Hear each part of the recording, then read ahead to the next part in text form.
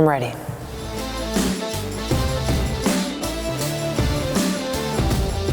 I'm Shawna Nicols, and I'm a DJ. I am a proud gay woman. I am a proud kid of the 414 in Milwaukee. I'm always gonna be a hooper.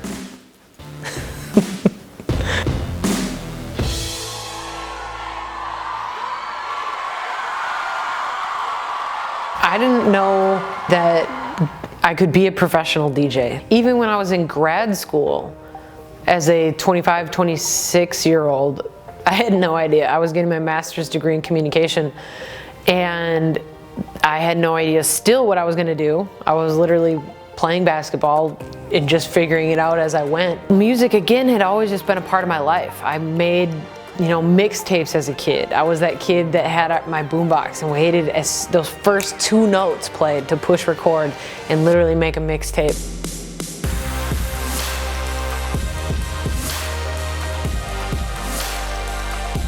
Betsy, owner of Walker's Pint, going on 20 years of technically girl bar in the United States, and it's where I started DJing, and somebody that has believed in me and saw something in me before I even saw it in myself. My other bartender, Sheena, and I said, well, you should really kind of hook up with our Saturday night DJ, Rock D. I just would watch him DJ on Saturday nights. And that was it. It started just like that. I didn't know what I was doing. I didn't know what he was doing. I didn't know anything about it. Again, I didn't think it was a career. I didn't know. I knew I loved music. I loved turntables. I loved, hip hop culture. All of it just made sense. And I was just enamored. He was playing music for all these people. And one week he just looked over his shoulder and looked at me, and he asked me if I was a DJ, and I shrugged and I said, nope. He transitioned and kind of came back about 30 seconds later, and he looked at me, he's like, do you want to be? And I shrugged and I was like, sure. And he looked at me and said, well, call me when you get 2 turntables and a mixer. And I called him the next day.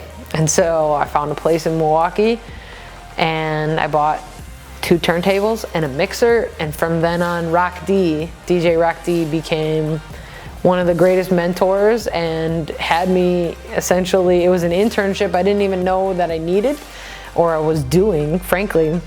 I started carrying his crates and crates of records, setting up the turntables and the mixer.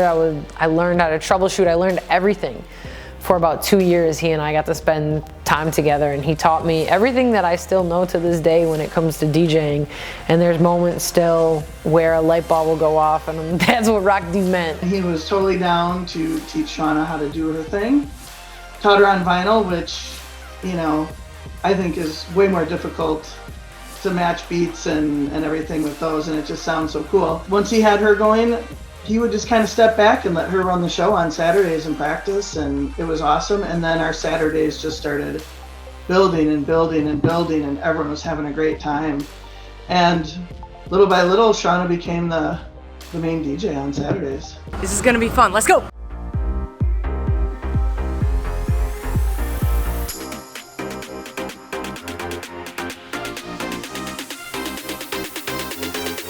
So she has these connections to the world of understanding what it feels like to be out there, to know what you want to hear. So that relation to the world is something that's big. So in any world or discipline that you want to be successful in, you have to be knowledgeable.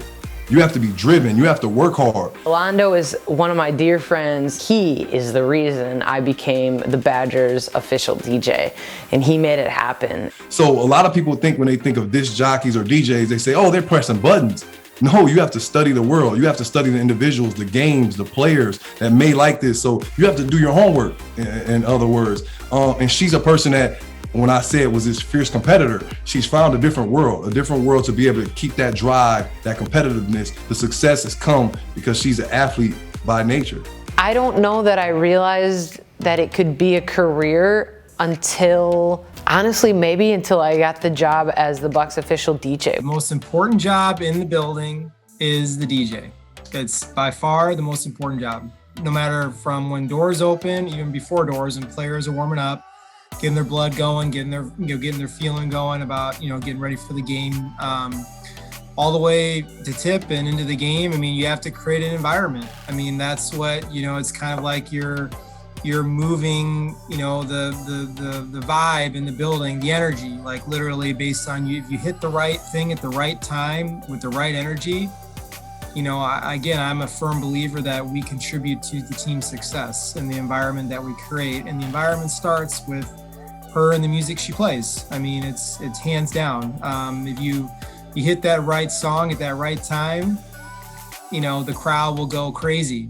Immediately knew that she was going to make it. I didn't know what making it was, but I knew that she was asking the right questions and had the right mindset for the industry that we're in. She wasn't looking for shortcuts. She knew that she was going to have to work for it.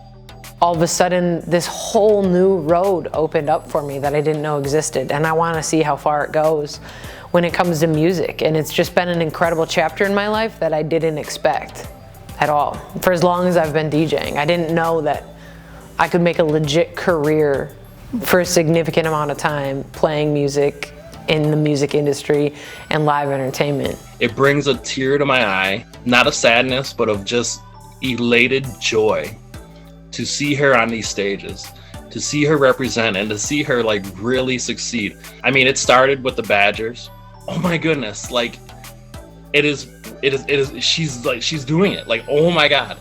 And then all of a sudden you go along to the point where you see her in the NBA, and like literally every step of the way, it's an elated joy. I can't tell you what it felt like to like have people, they cheered my name. I choked up a little bit. It's so humbling to be a Milwaukee kid, and I just DJ'd at the world's largest music festival. Being a DJ brings out this alter ego that I don't necessarily always identify with, but it makes me feel like a superhero and gives me powers for those couple of hours.